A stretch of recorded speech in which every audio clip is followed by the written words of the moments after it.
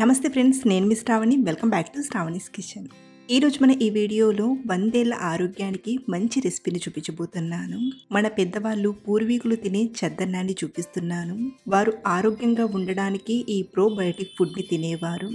అప్పుడే కాదు, ఇప్పుడు కూడా చాలా మంది ఎండవేడిని తట్టుకోవడానికి పొట్టకు హాయినిచ్చే ఈ చద్దన్నాన్ని తింటున్నారు. అంతేకాదు, అమెరికాలో కూడా మన చద్దన్నానికి మంచి డిమాండ్ ఉంది. మరి చద్దన్నాన్ని ఎలా చేయాలి, మన ముందు తరం వాళ్ళు ఎగ్జాక్ట్ గా ఎలా చేసేవారో ఆ మెథడ్ ని క్లియర్ గా చూపిస్తున్నాను. మరి లేట్ చేయకుండా ప్రాసెస్ ఏంటో ఇప్పుడు చూద్దాం రండి. మనం రాత్రి తినగా మిగిలిన అన్నంతోనే చద్దన్నాన్ని చేస్తుంటారు. కాబట్టి సాయంత్రానికి అలాగే మరుసటి రోజు చద్దన్నానికి సరిపడని బియ్యం తీసుకొని బాగా కడగండి. అలాగే మనం ఒక గ్లాస్ బియ్యానికి 2 గ్లాసుల నీళ్లను తీసుకొని అన్నం వండుకుంటుంటాం కదా, అలా కాకుండా మనకు చద్దన్నంలోకి 1 కప్పు వరకు గంజి కావాలి. కాబట్టి ఒక గ్లాస్కి 3 గ్లాసుల నీళ్లను తీసుకొని అన్నం వండుకుంటే అన్నం ఉడికాక 1 కప్పు వరకు గంజి వస్తుంది. ఇక్కడ నేను 2 గ్లాసుల బియ్యానికి 5 గ్లాసుల నీళ్లను తీసుకొని అన్నం వండుకుంటున్నాను.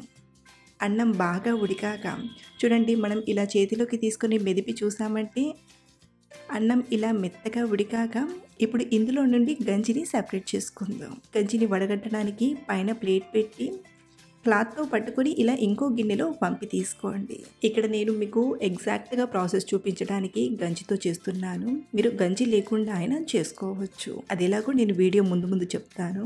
సో ఇలా తీసిన గంజిని రెడీగా పక్కన నుంచి ఇప్పుడు మనం మెయిన్ ప్రాసెస్ని చూద్దాం. రాత్రి పడుకోబోయే ముందు అన్నంలో తోడు పెట్టుకొని పడుకుంటే ఉదయానికి చద్దన్నం తయారవుతుంది. ఇక్కడ నేను చద్దన్నం కోసం 1.5 కప్పు వరకు ఉడికించిన అన్నాన్ని తీసుకున్నాను. సో ఈ అన్నాన్ని నేను మట్టి గిన్నెలోకి తీసుకుంటాను. ఈ అన్నాన్ని మనం ఒక గిన్నెలోకి కానీ లేదా మీ దగ్గర ఇలాంటి మట్టి గిన్నె అవైలబుల్లో ఉంటే మట్టి గిన్నెలోకి తీసుకోండి. మట్టి గిన్నెలో చేసుకుంటే చద్దన్నం అనేది ఎక్కువగా పులియకుండా మనం తినడానికి చాలా కమ్మగా ఉంటుంది.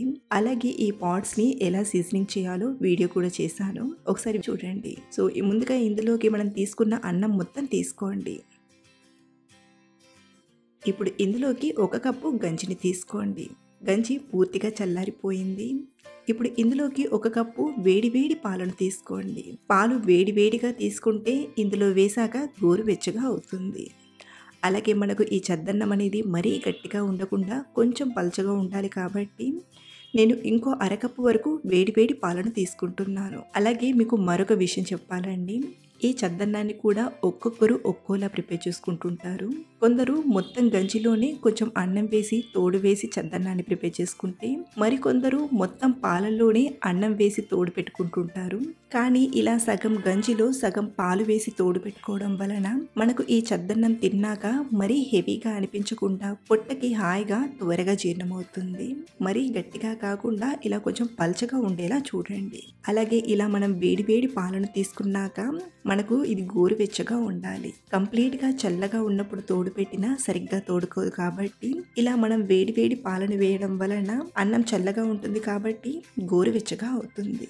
ఇప్పుడు ఇందులోకి 1 టీ స్పూన్ పెరుగు తోడుని తీసుకొని బాగా కలపండి. మనకు ఇది కొంచెం పల్చగా ఉంటే తోడుకునేసరికి కొంచెం గట్టి పడుతుంది.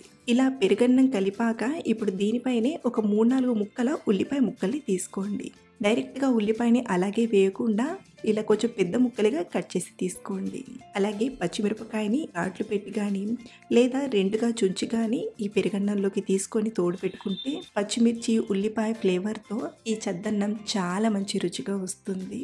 సో ఇలా ప్రిపేర్ చేసిన ఈ పెరుగన్నాన్ని మూత పెట్టి ఒక 10-12 గంటల పాటు పక్కనుంచండి. ఇలా మనం రాత్రికి కలిపి పెట్టుకుంటే ఉదయం మార్నింగ్కి చద్దన్నం తయారవుతుంది. ఇక్కడ నేను నెక్స్ట్ డే మార్నింగ్ చూపిస్తున్నాను.